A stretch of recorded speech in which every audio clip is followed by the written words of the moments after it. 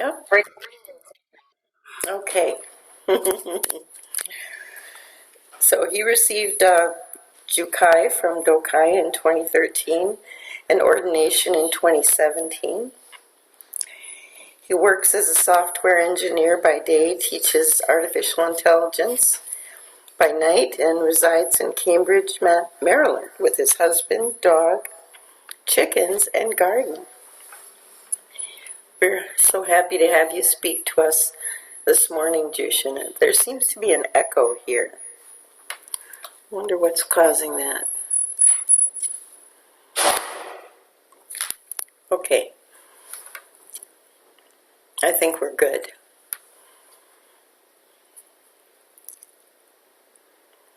Can everybody hear? Yep. Yeah, okay, here we go.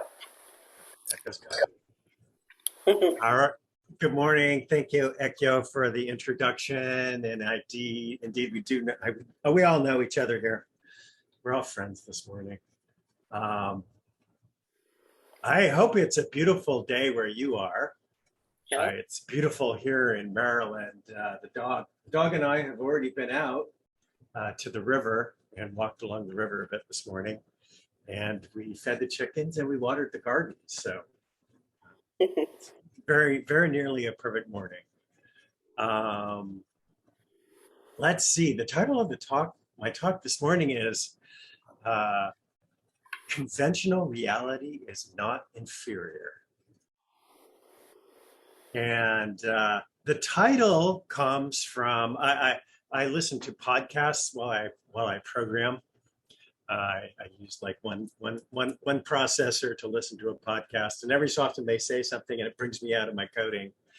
And I go, wait, what did they say? And it happened to be that one morning, this is a new podcast, which I really quite enjoy. It's called Simplicity Zen. It's by Barry Crawford. He's in Sacramento, California, which is very funny because that's my old stomping grounds. I got my bachelor's degree at Sacramento State. And he interviews Zen priests. Ostensibly, it's Zen priests who are not well known, but some of them are actually quite well known. We know Brad Warner, and I don't know his full name, Ishmael something Ford, and others like that who you would recognize, but other people you would just not recognize. People in ordained priests in Missouri who are EMTs or grief counselors or do hospice. It's a great podcast. I highly recommend it. So unfortunately, I have realized that I need to start keeping a commonplace book. I don't know if people know commonplace books have been used throughout antiquity to record quotes that you like and the source and to make notes about them and aphorisms and proverbs. Because in preparing for this talk, I realized that I remembered a lot of quotes, but I had no idea where they came from. And some I had an idea where they came from, and I was just absolutely wrong. Like they weren't there, and so they must have been somewhere. So I have to keep one. And I don't remember the actual podcast that this was from, but they were talking, and the interviewee, the priest being interviewed, said, "Well, conventional reality is not inferior." And I was like, "Oh, wow!" Like that. That literally woke me right up out of my coding. I was like, "Yeah, that sounds really profound." Or I was talking to Dokai a little bit about my talk on Friday, and he goes, "That sounds very Zen." It's like, well, yeah, it was very Zen. So I wanted to explore a little bit this morning. It's like, why might that hit a little hard? Of course, here conventional reality refers to two truths. We talked about the two truths a lot. They're variously described as conventional reality and either ultimate or absolute reality. It has a long and storied history in Buddhism. It's contentious as to whether it's actually in the sutras or not.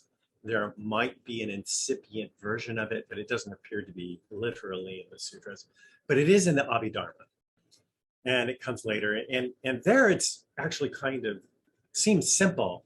Like there are designations, a pot, and things designated, the thing that we call a pot. And one is conventional reality, one is ultimate reality, with the idea being that the thing designated is compounded and ultimately not a pot from its own side. This changes throughout the history of Buddhism as it goes through the various schools, and especially Yogacara, which eventually comes into Zen through Guanyin, and then also probably another common philosophical Madhyamika, Prasangika, which comes in Tibetan Buddhism, and it takes on very different flavors and colors. And as an aside, I always think it's kind of funny that as ecumenical as we often are,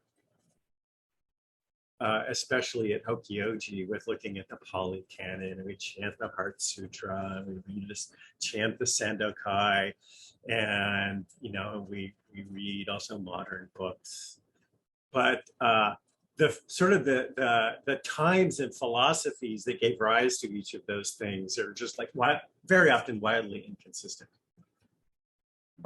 So trying to make sense of all those things in a very consistent way over the last 2,500 years is often difficult and challenging, and you can see people bending over backwards to do it.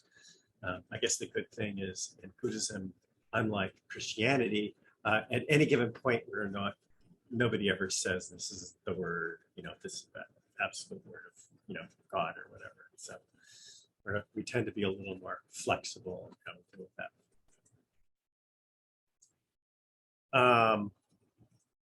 In any case, as you get to Madhyamika and Yogacara, very often the arguments are very difficult to follow. Like I read it and the words go in, but it's like, I don't know what you're talking about. It's like, let me go back to the earlier one. It was easier. But I think the view from the pews, to borrow an expression, is often conventional reality is bad and ultimate reality is good. And so I think we kind of feel that way.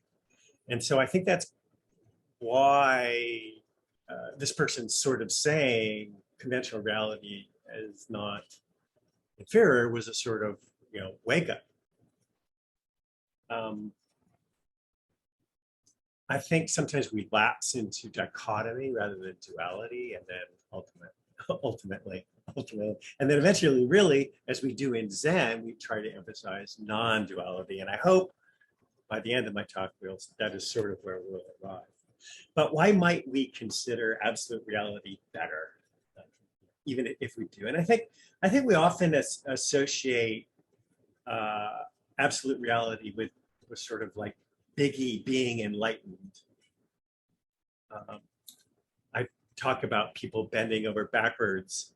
In the later philosophical discussions about the two truths, people have a really hard time trying to explain why Buddha's understanding or seeing absolute reality of things can interact with the conventional reality of things at all. They're like, how is it that Buddhas can talk to people if they don't, if they're beyond conventional reality, if they're enlightened? I think a lot of times when we talk about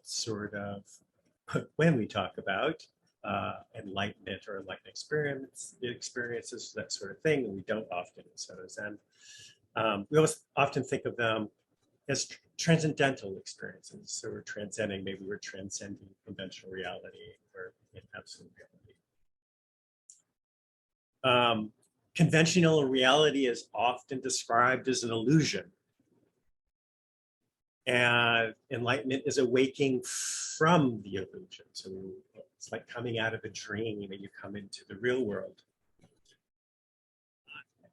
I would want to suggest, and I just started, like literally yesterday was introduced to somebody, and they were actually talking about this, and not in time for me to change my talk, but the punchline was that's not right. we're not awaking from an illusion. We're awaking to an illusion.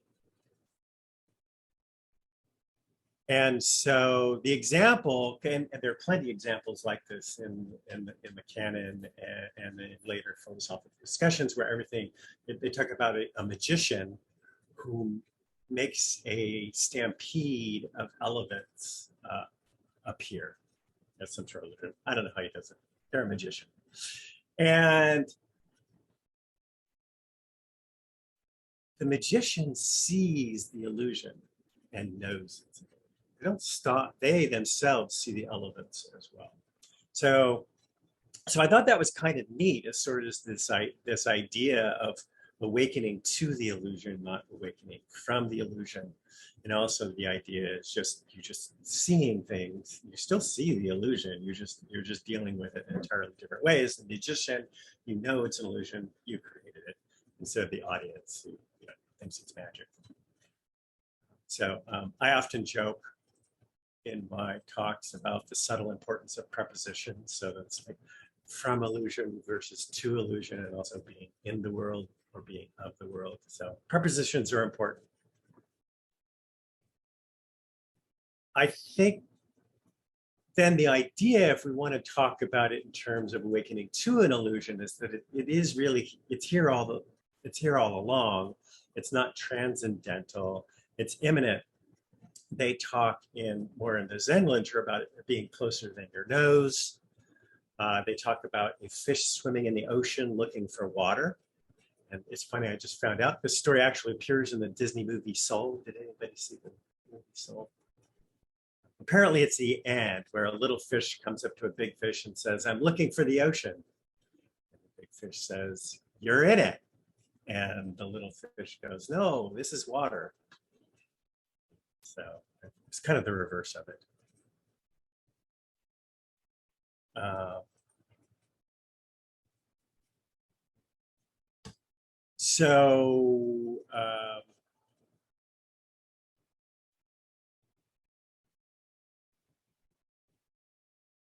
Yeah, it's here. It's an immanence, and it's part of what's going on. And I think that it is. I think sometimes there is the idea that you imagine nirvana, Shambhala, whatever, as being this great heaven-like experience, and there's only good things happening. But I don't think that's what the Buddhist teachings promise. He only promises an end to greed, suffering, and delusion. But not an end to pain, which is unfortunate. If somebody has fibromyalgia, I really would like there to be an end to pain, but I will settle for an end of suffering. So I think that's sort of the difference there. I started as I was mulling it over in my mind. I was thinking of like conventional reality is not inferior. I was trying to make a connection to Baso when he says, ordinary mind is the way. I was like, oh, I sort of wonder if these are related. So I started to read it. And he actually starts out, and it's very funny too, speaking of philosophical differences. The first line is, "There is no need to practice the way, simply do not defile it." And I can think of nothing that's more Taoist, like that could come right out of the Tao Te Ching. And he goes on and he says, what does it mean to defile it? All kinds of fabrications and goal-oriented actions based on duality of birth and death are defilements. If you want to directly understand the way, ordinary mind is the way. What is ordinary mind? It is the end in which there is no fabrications, no biased value judgments, no preferences, no time or eternity, no dualistic thoughts such as common and sacred. So I wonder about translation here, because it might be interesting whether we really are meaning dichotomy instead of duality. I always have problems with the idea of there not being goal-oriented behavior, because if you have no goals, I don't understand why you get out of bed in the morning. Like, Why is that a goal? Like, why is getting out of bed in the morning a goal? Why is getting out of bed in the morning to go to the bathroom even a goal? It's like you just lie in bed forever. Like, why do anything rather than anything else? And they used to be a really big problem for me too. And then I just sort of got over it. I realized that the monks in the monasteries, they planted their rice, and they planted their rice with the expectation that they needed to plant their rice or they weren't going to eat, and they needed it to overwinter. And so, like, yeah, so it can't really mean that. Or again, this goes back to the bending over backwards. It's like, okay, or we can just ignore this. Biased value judgments. I know I have certainly talked before about however in so many innate biases we have in our biological perception. And Rushin and I were talking about it during one talk, during the discussion of all the things like availability heuristic and where you sort of you only look at you make generalizations from the evidence in hand. Confirmation bias, you see results as confirming what you already believe. And I think, obviously there are very good evolutionary reasons for all of these things. I think it helped us when we were out in the savannah, and maybe they don't help us so much in the 21st century. But this all seems like a fairly tall order.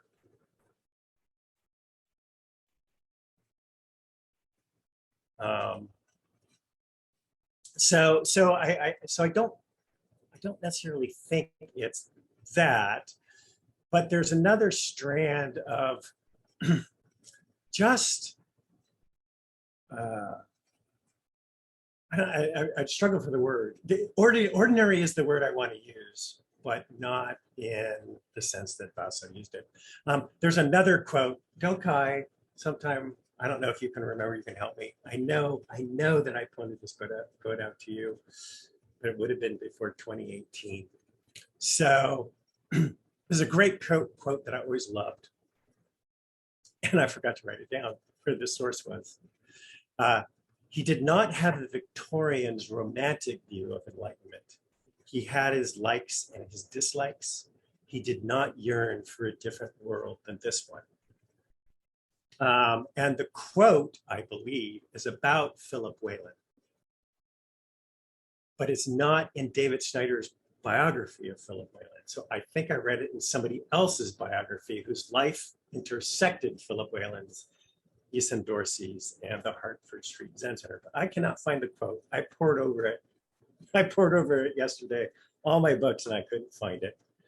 But I thought that this was really interesting because, we have the this is the Faith in Mind that starts out by let's see, I'm actually getting out of order.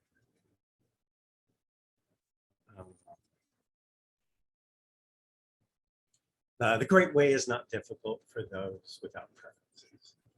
But again, I always have this little problem. I think it's more complicated than that, and to a certain extent, I think that actually helps us. So in the process for looking for that quote, I found another quote, and this one is actually of Philip Whalen. This was during a funeral service for a student, and it's worth quoting the whole thing. This is in David Schneider's book. According to the Buddhist custom, we kept his body several days so people could pay their respects.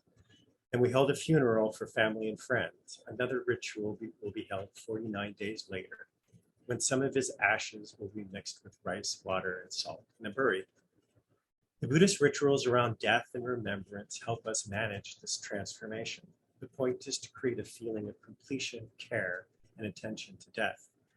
It has to do with detachment, not being hung up on life or death. Life doesn't last, and attachments are something to reorganize and to understand in a different way. Rituals provide complete involvement and disengagement simultaneously. This works in with compassion, unobstructed caring, being in the situation totally, but not stuck. Zazen is the detachment part, seeing how form and emptiness fully intertwine. No enlightenment without delusion, no birth without death. Practice is about realizing both worlds at once, the merging of difference and unity, and to help clarify the nature of suffering. So obviously these echo the Sandokai, grasping at things is surely delusion, according with sameness is still not enlightenment. I want to sort of go back because I think there are some really, so the great part is I can see where the quote I couldn't find the source of is describing the person who gave this talk, who made these comments, that he had his likes and his dislikes and did not wish for a different world than this one. Has to do detachment, not being hung up on life or death, and our attachments are something to reorganize and understand in a different way. And the interesting part about ritual as being both involvement and disengagement, working with compassion. And I think the best thing probably out of the whole thing is being in a situation totally, but not stuck. And I think that is part of this non-duality. So as we move to non-duality, we have to realize that conventional and absolute are equal, however we might end up defining them philosophically. It's sort of interesting here that he separates out Zazen and practice, maybe playfully. Zazen is the detachment part, seeing how form and emptiness fully intertwine. No enlightenment without delusion. No birth without death. And practice is about realizing both worlds at once. So then we get back to reminding ourselves that we're not just trying to find the absolute, that it's both.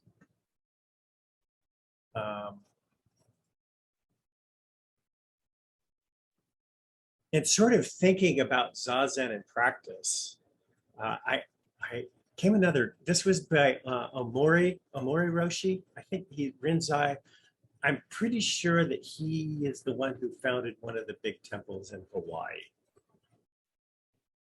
And he's Rinzai priest, but he has this, I was reading his book, Omori Sogen, Introduction to Zen Training.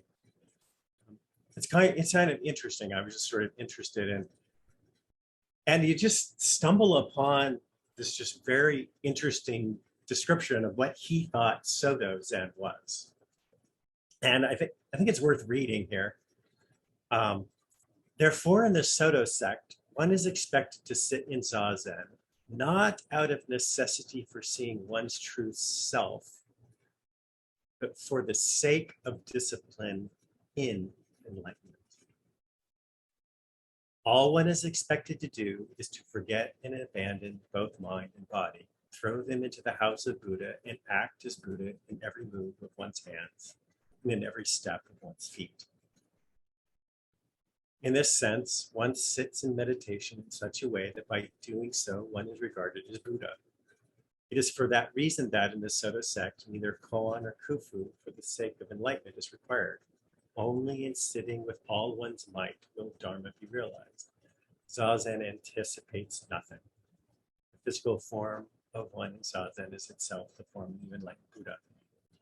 So I thought that it was a great answer, I thought, to why you sit. It's for the sake of discipline in enlightenment, not to get it. Master Shibayama Zenkei, in his Rinzai Zen no Seikaku, said, he writes, it may be said that as similar as they are different, Zen and Rinzai. Rinzai Zen principally stresses discipline for enlightenment, whereas Soto Zen is principally concerned with discipline for descent from the height of enlightenment.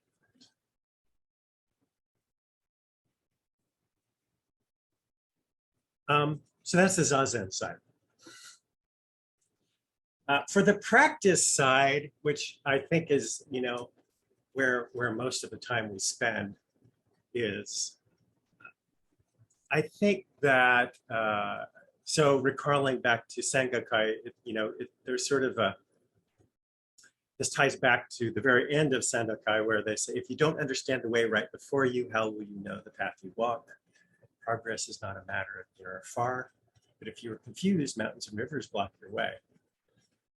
And of course, we always have the famous saying, when I first started to practice Zen, I think this Ellen Watt's translation,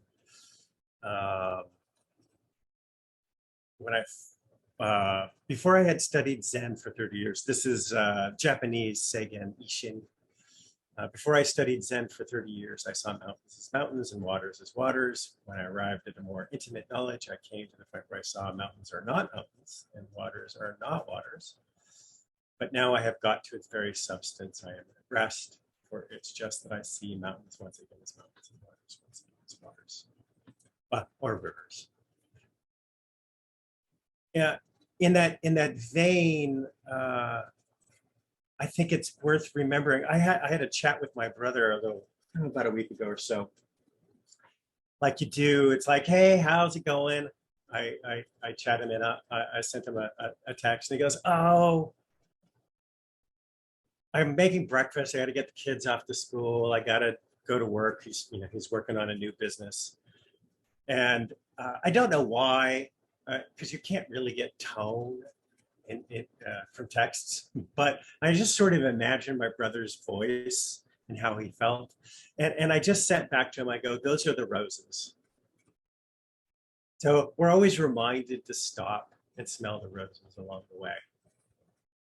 But I think the along the way, whatever it is, those are the roses. It's sometimes where I have a little bit of a problem with gatas, because the roses are brushing your teeth.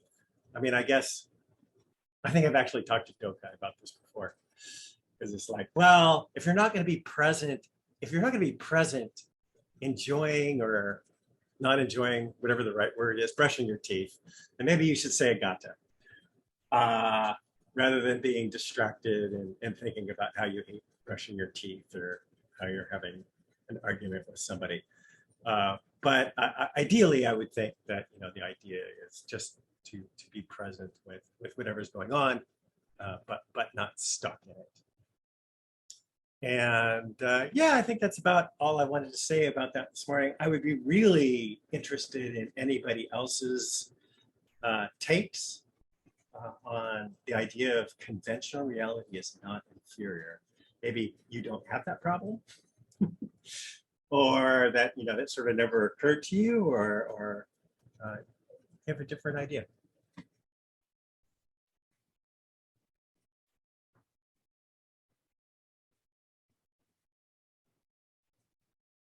Jan, Rushin.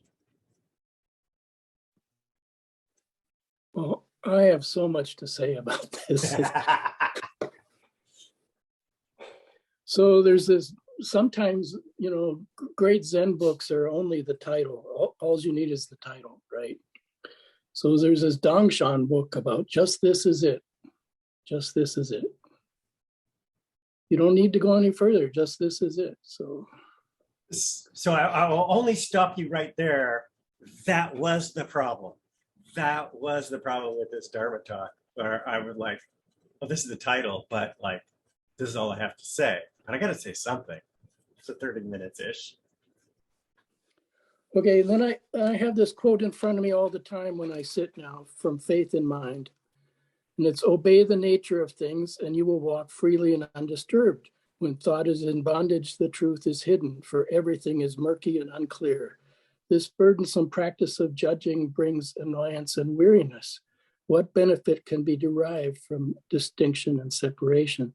And yet we know that all these conventional cognitive biases have served us.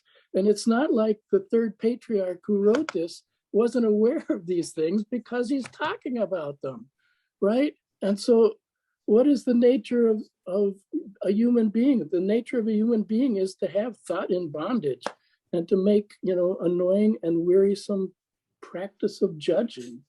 But the first line has really gotten to me lately about obey the nature of things.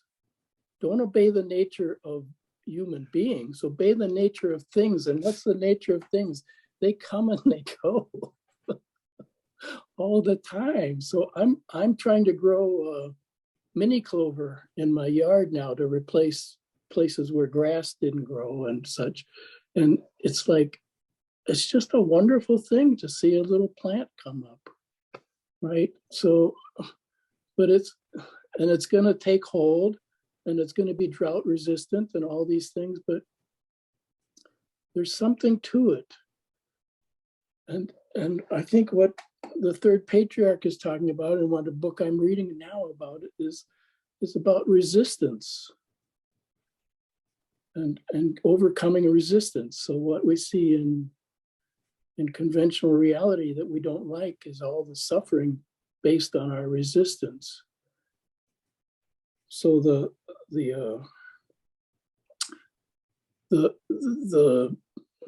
retreat with the just sitting guys and girls was really interesting, because a lot of these people had really what I would characterize as bad experiences with Zen practice, because it interfered with their love of sitting. All these other things that maybe bothered me more at one time, but I kind of like them now. But it was interesting to be with all these people that that found the conventions to be a barrier and wanted to get rid of the conventions to get to the thing. And what I experienced because of that during that retreat was, without any of the other things to worry about or get nervous about serving or cooking or being doan or any of those things, is I was really much more focused on just sitting, and was really aware of my resistance, and eventually reached a point of exhaustion, which was absolutely wonderful. Absolutely wonderful. So I don't know if any of that makes sense, but that your talk brought up an awful lot for me. So thank you. It certainly is. Like I find the same thing sometimes with sesshin, in terms of, especially, as you're more involved, I always think of it as like nobody really enjoys their own party, because you're trying to make sure everyone else is enjoying the party. I don't know if you throw a lot of parties. We do. So you do have this, everybody's, you're worried about, like, it's hard to just let go of when the bell has got to be rung, and what's serving, and are you getting up in time? Did you do this? You can do this, the bell right.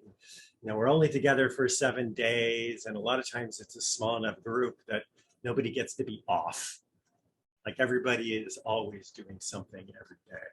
So I can see where that's true. Yes, Heartman. You're muted. Yes, okay, here, I'll hold the bar down. You start out with the two truths, basically, in the beginning of your talk, and this was kind of a research project for me some years ago. And, the Buddha never talked about two truths, never. He never talked about truth with a capital T. He only talked about whether what someone was saying was true or whether it was false. Anyway, and And my readings of Nagarjuna and the commentaries on Nagarjuna, and his conclusion is that the ultimate truth is that there's only relative truth. That's the ultimate truth, that everything is relative and that you only get the relative truth. And the Abhidharma people love to take human experience and try to slice it up into all of these different pieces and then tell you exactly what those pieces represent. So, they had fun with it, and it's fine, but, your experience is a creation of your imagination, whether it's your mundane everyday experience, you imagine the context of that, or if you're, having some, experience in Zazen where, it's non-dual and you're feeling one with everything, it's still your imagination is setting the context for that experience. And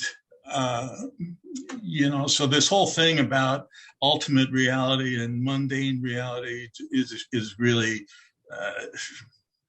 meaningless to me. It's all the same thing. It's just, which piece of it are you looking at? And so anyway, that's why a lot of the Zen stuff seems to go over the top of my head, because it's mostly Taoism, and it's it doesn't have a lot to do with the teachings of the Buddha. So anyway, at least the original ones. But all right, that's all I'm going to say. That's it. No, but that's interesting. I don't see it. I see. Funnily enough, I actually started out trying to practice Taoism however many years ago. I did Tai Chi and that sort of thing. And I always thought Taoism was really rather practical, but no one would tell you how to do it. Unless you got off of the weird immortality branch, and then they would have you eat mercury, and that seemed like a bad idea. I think it's probably the Yogacara strand, and from Kuan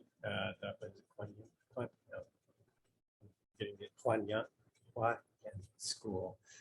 They sort of like, and so there's debate all because whether the mind only school really meant mind only, and how, like, when I say mind only, or when I say, so a good one is like original mind, or your clear original mind, or the base mind. It's like, it's hard to distinguish whether, if I just say that, whether we all have the same kind of mind, or the somewhat, which I think sometimes it's interpreted as, is we are all emanating from some, in Sanskrit, alaya, of a single mind. Everything is mind.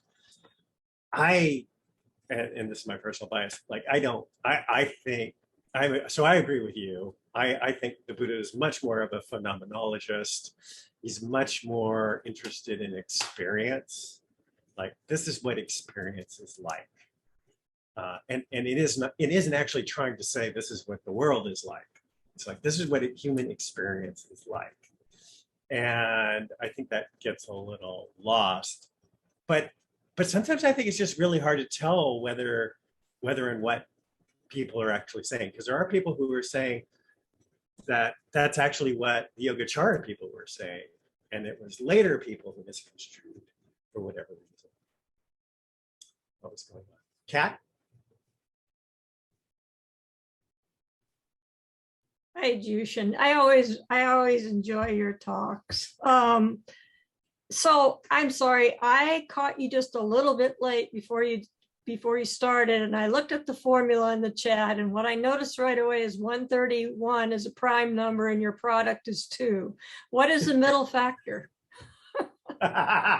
Is that what's in chat? I don't. What was that from? I don't know. Maybe it was something random. Did you put a formula in the chat? No. Oh, Oh, I think what you saw, you see the end of the URL that says event ID 13 and version equals 2. I was sitting there. But that's pondering. great. No, that is the perfect thing. That's the perfect thing. That is great. That's a prime number. What's a mental vector? Yeah, that's perfect. That's exactly. I think that's the point. Yeah. Yeah. I was just sitting there pondering that over and over again. Oh, that's great. I agree with you about the commonplace book because, I have these little moleskin notebooks that I almost always have one anywhere I am. It's in the different bags I carry. It's in my glove compartment. There's a couple all over in the house. And I always write down quotes and, could be also like movies, art, music, that kind of stuff. But I can never find where I wrote what. So I totally agree with you. But the other point I was wondering about is, I was thinking to myself about conventional reality versus ultimate reality. And when I'm faced with conventional reality, I must admit, for some reason, I have this filter that's slightly jaundiced, maybe at times very jaundiced. So my thought about conventional wisdom is sort of like, well, conventional truth, well, that's one truth. And then my other thought about it is, well, conventional truth is dogma, and I am suspicious of dogma. So one thing that always fascinates me is what cultural factors, sort of provide some filter for maybe for me, but for I think many people when faced with conventional reality, because this idea of dualism, I think, is very foreign, to the Western culture, the Western mindset, Western development. And so I was wondering, if you agree with me on that, and how do we get around it? Yeah, that's an interesting question. I agree. There's the duality, non-duality aspect of things. There's the dichotomy. So certainly in the West, we are familiar with dichotomies because we have the mind body. They say dualism, but it's really a dichotomy. There is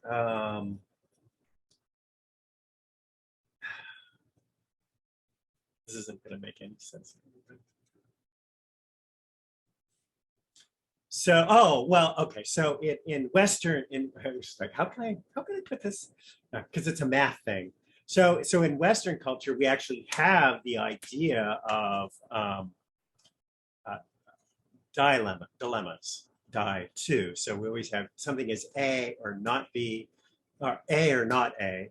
We have what's called the law of the excluded middle, where something has to be either A or not B.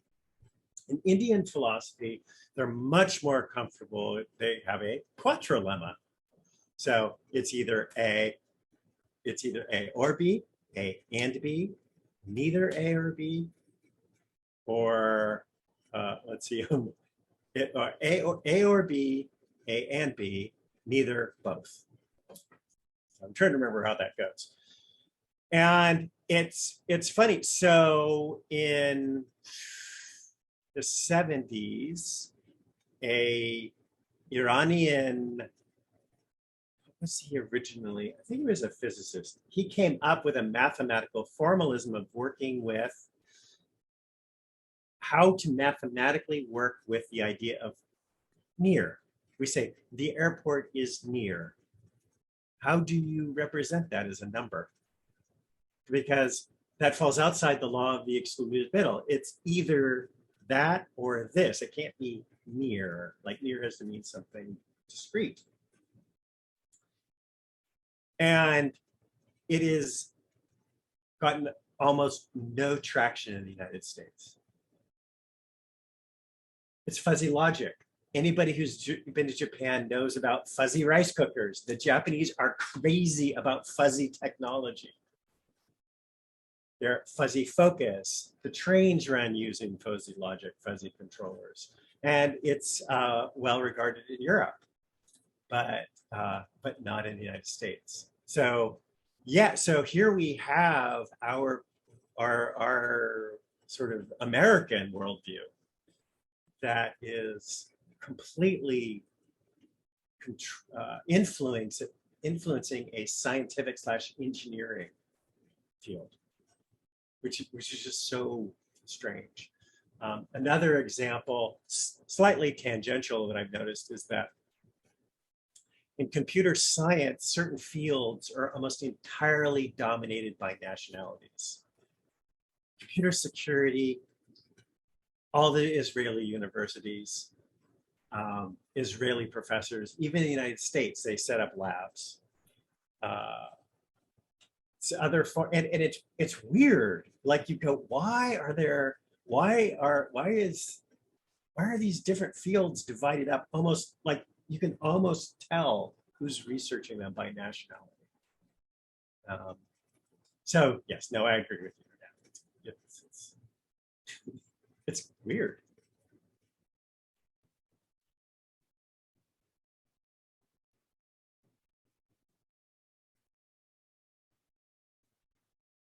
Additional comments?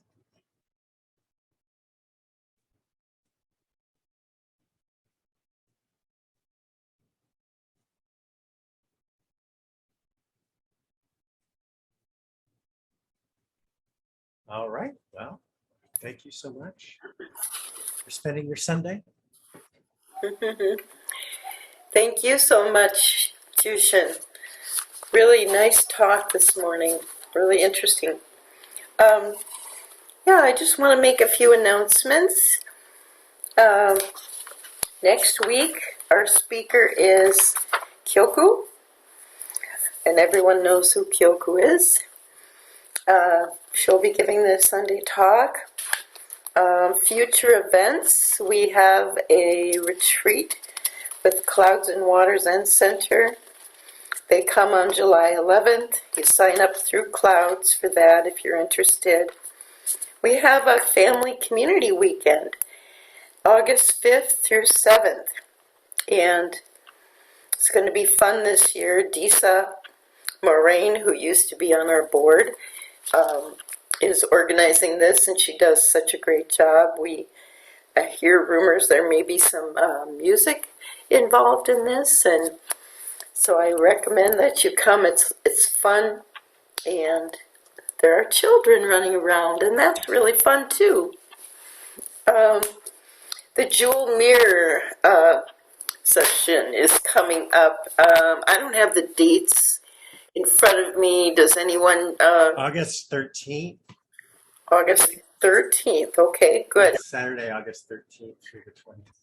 Right, and we have Daigaku Rume and coming back, and Rayron Gumbel will be here also for that. So consider coming to all of that, or some of it. I'm not sure if we're allowing Dokai, if we're allowing people to come to part of that or not. That's up to Dokai. Also, it is not hybrid this year.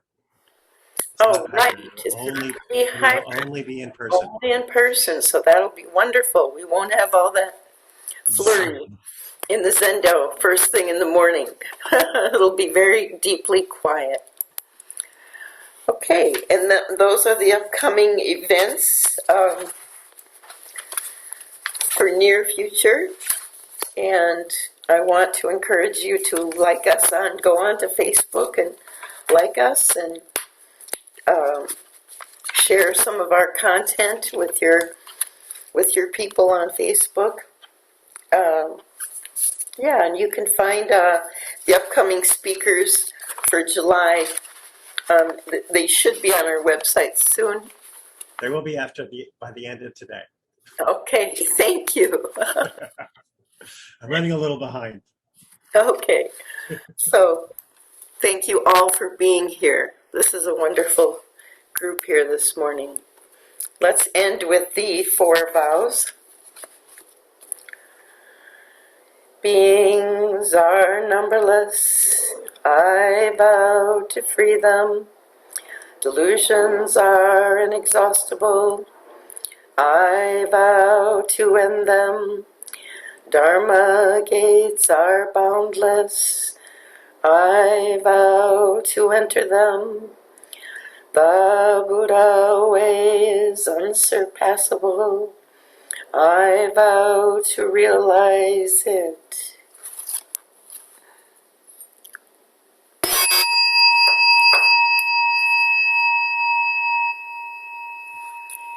Thanks, everyone. Have a wonderful day. Bye-bye.